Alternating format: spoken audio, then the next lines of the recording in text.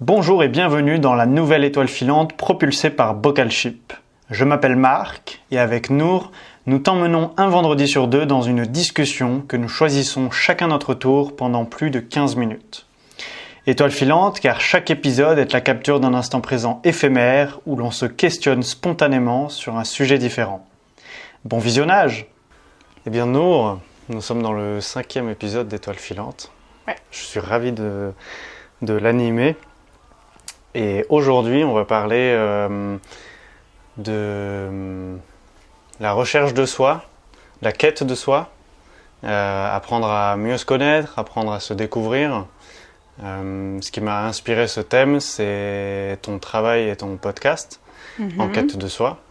Et en fait, je me disais, tu parles pas assez de tes motivations de ce podcast, de ce que ça t'apporte, de ce que tu apprends, de ce que tu découvres sur toi et de ton enquête personnelle. C'est qu'en fait, ton podcast, donc, qui s'appelle En quête de soi, c'est tu pars à la rencontre de personnes de secteurs divers et variés, des médiums, sexologues, holistiques même, je rajouterais, vu qu'elle se présente comme ça, Estelle. Et même des astrologues, enfin il y a plein de thématiques en soi, tu m'as même interviewé moi. Et je me disais, c'est super, parce que j'en ai écouté plusieurs, pas tous pour être honnête. Et donc ça me permettait de découvrir des thématiques, de découvrir des choses que je connaissais pas. Mais je me demandais, Nour en fait elle interviewe et elle rencontre toutes ces personnes, mais elle raconte pas nécessairement ce qu'elle apprend ou ce qu'elle découvre, ou ton enquête personnelle, quoi. Donc j'avais envie d'en savoir un peu plus de ton enquête et de ce que ça révélait chez toi. Et ensuite, du coup, on parle un peu de qu'est-ce que c'est enquêter sur soi, ou qu'est-ce que c'est apprendre à se connaître, etc. Ok. Ça te parle? Ouais, ça me parle beaucoup. Le programme du jour? Ouais, tout à fait. Je sais pas trop par où commencer, mais peut-être partir du podcast et de pourquoi j'ai eu envie de faire ça. Tout simplement parce que je me posais beaucoup de questions. Enfin, je me suis toujours posé beaucoup de questions, mais il y a eu plusieurs périodes dans ma vie où j'ai eu des périodes où je me suis posée, où je me suis dit, ok, maintenant qu'est-ce que je fais? Je savais pas trop ce que je voulais faire comme travail, à quoi ma vie pourrait ressembler. Et j'avais fait un stage de yoga pour la première fois de ma vie dans un endroit hyper atypique avec un couple hyper génial et atypique. Hyper engagée, et je me suis dit waouh, mais c'est incroyable, jamais j'aurais pensé que c'est possible de vivre comme ça. C'était hyper confortable et en même temps c'était hyper écologique. Enfin, j'ai découvert tout un truc que je ne connaissais pas du tout, et je me suis dit mais j'ai trop envie de rencontrer d'autres personnes comme ça, qui ont des idées, qui font des choses qui sont possibles, mais en fait si tu creuses pas, tu sais pas forcément que ça existe.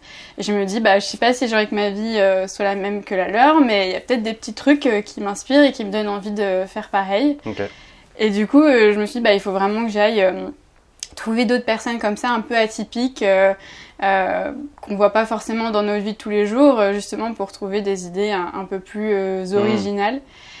Et je me suis dit pourquoi pas aussi le traduire sous forme de podcast ou de contenu qu'on peut aussi diffuser, parce que si moi ça m'inspire, peut-être que ça donnera des idées à d'autres. Clairement. Mais comment du coup est venu le concept de vraiment enquêter sur toi?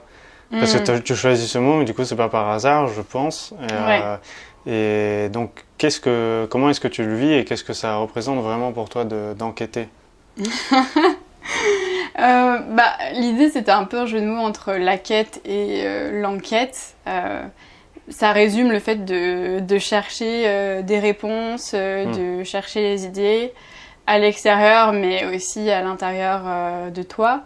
Parce que moi, cette enquête, c'est en cherchant des témoignages extérieurs, en rencontrant des personnes qui ont un mode de vie un peu atypique. Une fois que je les interviewe, même que je réécoute les enregistrements, je me dis comment ça résonne à l'intérieur? Est-ce qu'il y a des choses qui me donnent envie?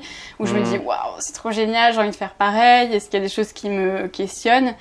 Et c'est cette idée de rechercher petit à petit des indices dans le témoignage des personnes qui peuvent m'aider à construire un peu la vie que je pourrais envisager. Ok. Et t'en es où? J'en suis où? en vrai, je pense que j'ai énormément avancé sur cette enquête. Même si tu me poses la question aujourd'hui, je vais dire, je ne sais pas du tout ni où je vais, ni qui je suis. C'est faux parce que je pense que j'ai énormément avancé dans cette enquête. C'est facile d'oublier tous les progrès que tu as fait, mais en fait, si tu te projettes, si je me projette au début de cette idée qui avait germé, je pense que j'ai appris énormément. Et donc, il y a des choses qui se précisent un petit peu dans les valeurs, j'ai envie de vivre de manière plus lente, plus connectée à la nature. Il y a plein de choses comme ça, être vraiment engagée dans ma vie, faire des choix qui me correspondent. J'ai encore plus envie de me détacher petit à petit du cadre traditionnel pour vraiment me poser des questions de qu'est-ce que moi je veux, j'ai besoin, et reprendre un peu le pouvoir et le contrôle sur ma vie plutôt que de le subir. Donc j'ai avancé sur plein de trucs en fait, même si je me rends pas compte. Bah oui, parce que ça fait un peu plus d'un an que tu as commencé. Ouais, plus d'un an, ouais. Même presque un an et demi, on pourrait dire. Ouais. Et comme je disais au début, j'ai fait une petite intro, mais t'as exploré, parce que je pense que le mot explorer, il est aussi, il a sa place dans ça, parce qu'une enquête, c'est aussi une exploration de l'inconnu et de choses qui nous titillent ou qui nous parlent, mais on ne sait pas encore vraiment le fond. Donc c'est explorer des thématiques, à pas avoir peur d'y aller, quoi, parce qu'il y a des thématiques comme Estelle, la sexologue holistique, c'est pas des sujets qu'on traite tous les jours, c'est pas des sujets qu'on a nécessairement l'habitude de manière générale d'aborder avec notre famille, avec nos proches, etc. Parfois c'est tabou. En fait moi je vais aller interviewer une sexologue holistique et en plus je vais diffuser notre discussion sur ce thème. Ouais. Donc c'est génial et je pense que c'est une exploration de toi à travers les rencontres et du coup les discussions que tu as avec eux, et c'est même une exploration de eux à travers toi parce que tu es une personne du coup qui est riche de toutes ces rencontres et de toutes ces expériences. Et donc quand toi tu vas rencontrer même quand toi tu viens me rencontrer et je t'ai aussi interviewé dans mon podcast, c'est en fin de compte moi je rencontre Nour qui est et je prends même l'exemple des pièces de puzzle, mais qui est ces multiples pièces de divers thèmes et plusieurs spectres de vie. Donc c'est aussi ça qui est hyper enrichissant, je pense, et qui nourrit ton enquête. Est-ce que tu as un livre vraiment d'enquête ou c'est plus dans ta tête? Non, j'ai pas un livre, mais non, j'ai pas gardé de traces vraiment des réflexions qui sont passées dans ma tête par rapport à ça. J'aurais pu, c'est vrai que c'est pas une idée. Tu peux encore. Oui, c'est une idée qui est intéressante, il faudrait que je me pose. Faire une rétrospective. Ouais, j'aimerais bien me poser là-dessus. Je pense que c'est des choses que j'incorpore en fait plus rapidement que je le pense, puisque comme je te dis, j'ai l'impression que là, non, je sais toujours pas, et en fait. Je pense que de manière générale, on acquit des choses sans même s'en rendre compte. Et si tu regardes en arrière, tu dis ah oui, effectivement, j'ai beaucoup évolué. Donc je pense que finalement, j'absorbe au fur et à mesure les choses et je me rends même des fois plus trop compte que avant ça, c'était pas aussi simple. Enfin, il y a des questions par exemple de l'intuition que j'ai posées à tout le monde des millions de fois. Non pas que la question de l'intuition aujourd'hui elle soit limpide, mais c'est beaucoup plus tu vois, naturel, évident, et je me pose plus trop la question. Alors en fait, si je me remémore à quel point je comprenais rien à cette question-là au début, je me dis waouh, quand même il y a des choses qui ont progressé, quoi. Ok, donc tu arrives à prendre ce recul quand même de cette enquête. Je pense, ouais. Malgré que tu sois encore dans le jus, en fait. Parce qu'on a un peu l'impression de ça, c'est que quand je te demande, tu dis, en fait, c'est encore en cours, mais à la fois, il y a quand même un chemin et un parcours bien tracé derrière, quoi. Ouais. Et quand tu penses à Nour d'il y a un an et demi, quand tu commençais ce projet, et là où tu en es aujourd'hui, forcément qu'il y a des évolutions et des explorations qui ont réellement révélé des choses chez toi, quoi. Ça n'a pas juste été théorique, ça a été en fait limite révélateur parfois de mettre des mots ou de mettre des approfondissements sur des thématiques ou des spectres de sujets. Ouais, c'est hyper intéressant. C'est pour ça, en fait, cette notion elle me parlait beaucoup parce que je pense que la quête personnelle et du coup enquêter sur soi, c'est aussi très lié. C'est le fait d'apprendre à se connaître, mais à travers des expériences, à travers des rencontres, à travers même des pensées ou des réflexions. Et je pense que c'est... tout le monde le vit à sa manière. Mais du coup, d'en faire un projet personnel qu'en plus tu médiatises et tu partages et que tu offres aux gens, en fait, parce que d'écouter ton podcast, ça coûte 0 € en fait. Ouais. C'est genre, en fait, allez-y quoi, allez vous enquêter sur vous à travers les interviews de toi, de Nour quoi. Parce qu'en fait, c'est sur Internet, c'est gratuit, donc s'ils ont accès à cette vidéo, ils ont aussi accès à ton podcast. Et puis regarder les thématiques qui parlent aux gens et voir s'ils ont envie de les explorer. Et en fait, moi, je trouve que c'est aussi une source d'inspiration en fait, il y a des thématiques, j'y connais rien, en fait, je prends le pas et je prends j'ai le courage d'aller questionner les personnes et en plus de leur demander de les interviewer pendant 1 heure ou un peu moins ou un peu plus sur leur spécialité. Et je t'en parlais aussi une autre fois, mais je pense que ça révèle aussi du coup une spécialité de toi, d'un peu pas multi-sujet, où du coup tu as cette expérience d'exploration des diverses thématiques. Ça c'est sûr. Ouais, mais parce que l'idée c'était comment dans ma vie j'ai envie d'être, et du coup une vie... T'as la dimension pro, la dimension amicale, amoureuse, sexuelle aussi, où tu veux vivre, t'as les engagements, enfin t'as tellement de prismes dans ta vie que si tu veux vraiment te poser les questions de qu'est-ce que tu veux, t'es obligé, je pense, de passer par ces différentes choses. Et moi, ces personnes que j'interroge, je les interroge à des moments clés où je me pose vraiment les questions. Il n'y a pas de stratégie, c'est tiens, je me pose des questions sur la nutrition, sur l'astrologie, je suis curieuse, et en fait les rencontres se font assez naturellement où je vais les chercher en fonction de ces questions-là. Et voilà, mais je trouve que rencontrer des gens, que tu enregistres ou pas ton échange, c'est hyper enrichissant.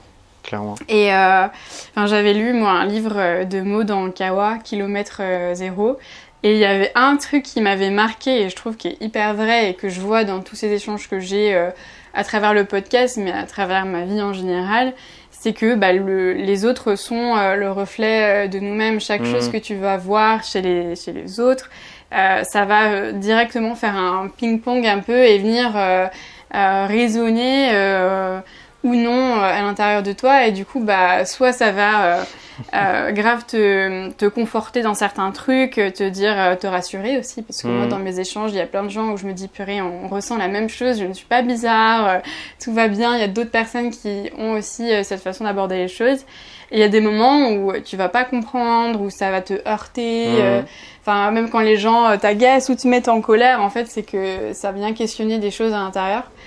Et ça t'oblige un peu, du coup, quand tu prends conscience de tout ça, à venir explorer et te poser toi-même les questions. Ouais. Trop bien. Il y a aussi cette notion je pense, de miroir aussi dans tout ce que tu dis, où tu disais ping-pong, mais en fin de compte, c'est la même idée, je pense.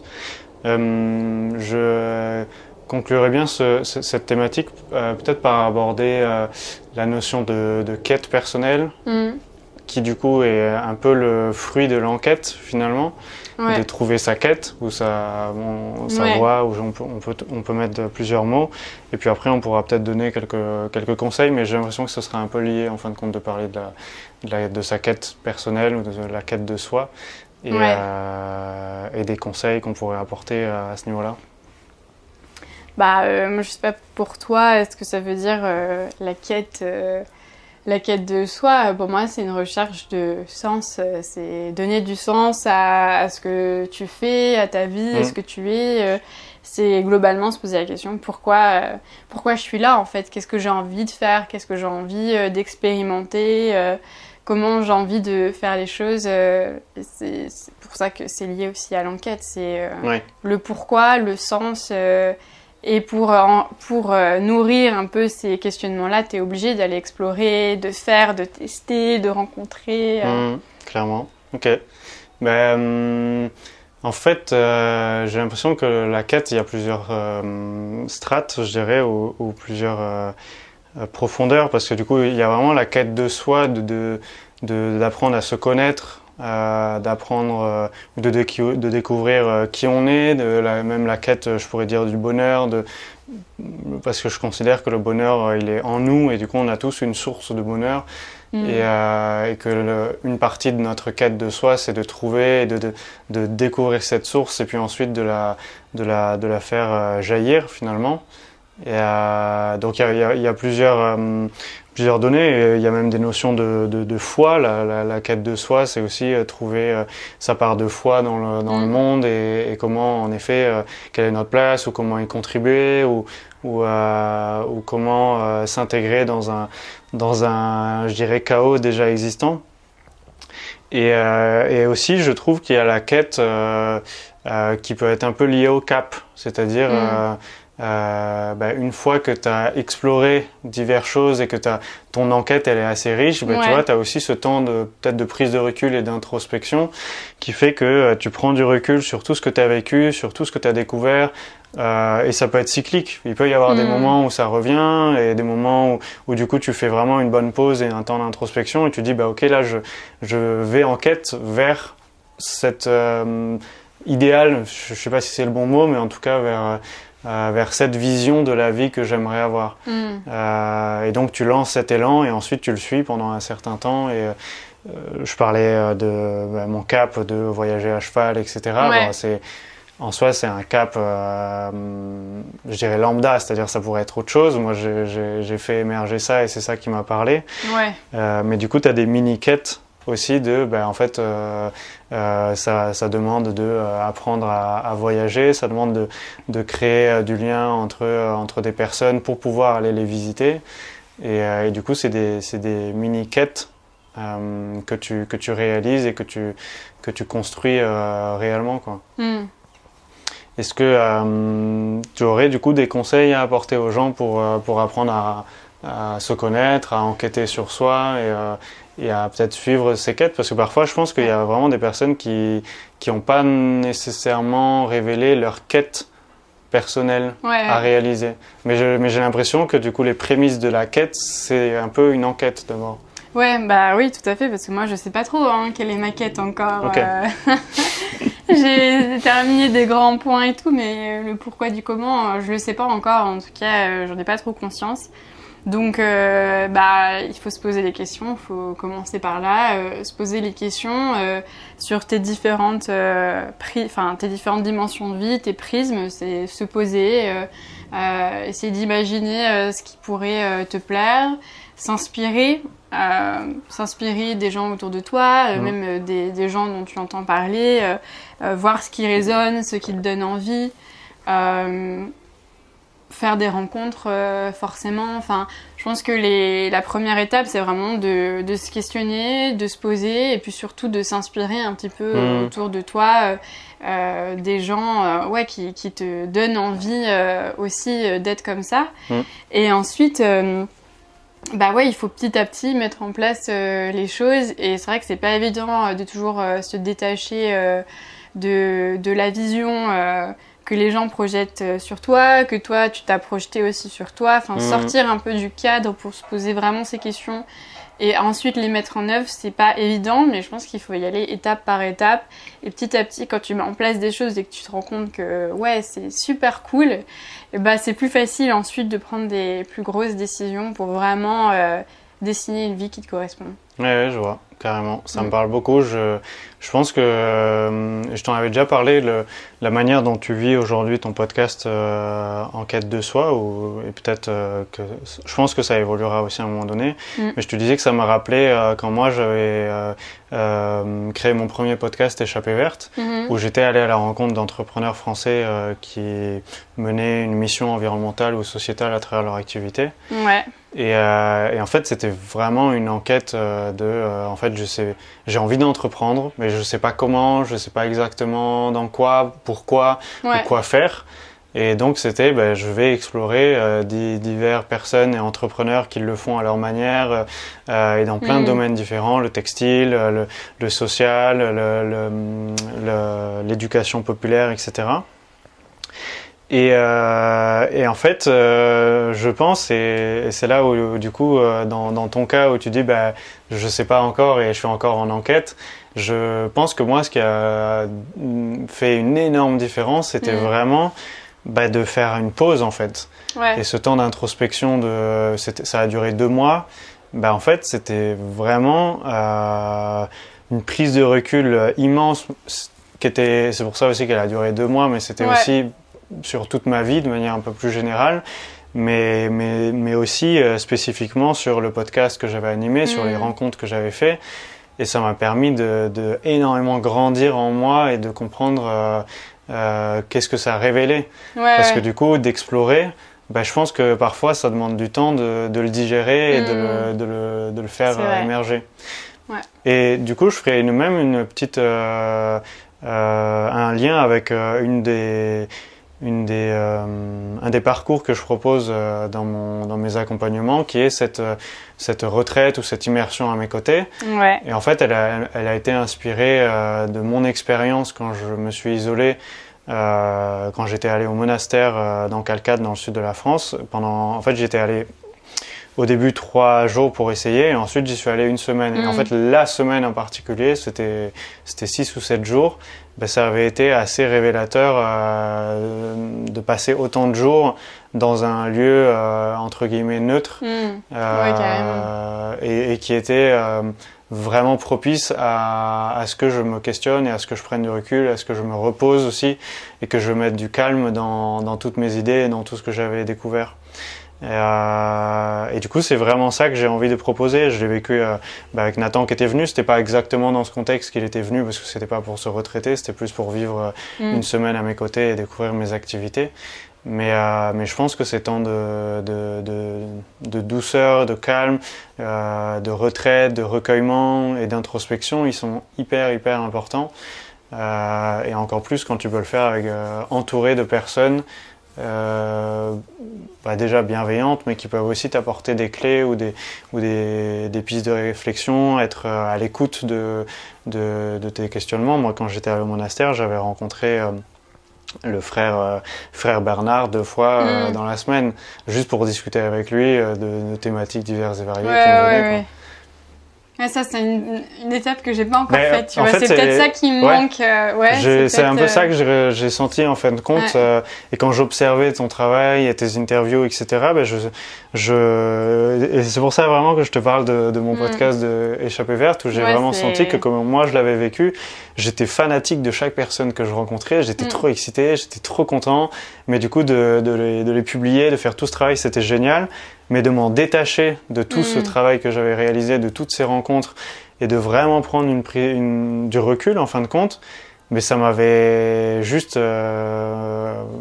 transformé de l'intérieur, quoi. Et donc j'avais du coup un autre rapport à ça, j'avais plus envie de les interviewer, j'avais envie de passer 1 semaine à leur côté.